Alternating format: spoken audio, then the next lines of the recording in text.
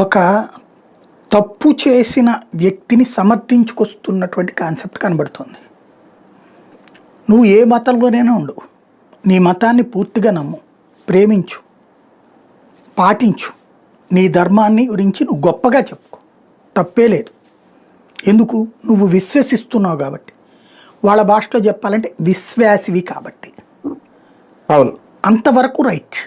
కానీ పరధర్మ దూషణ, పరమత దూషణని ఎలా సమర్థిస్తారు?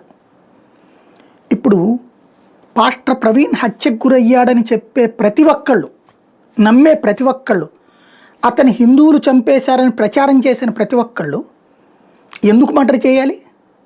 పాస్టర్ల మీద హత్యలు ఏమైనా జరుగుతున్నాయా? లేదా పాస్టర్లను ఎవరన్నా వేటాడుతున్నారా? అసలు అలా హత్యలు ఎవరైనా చేశారా?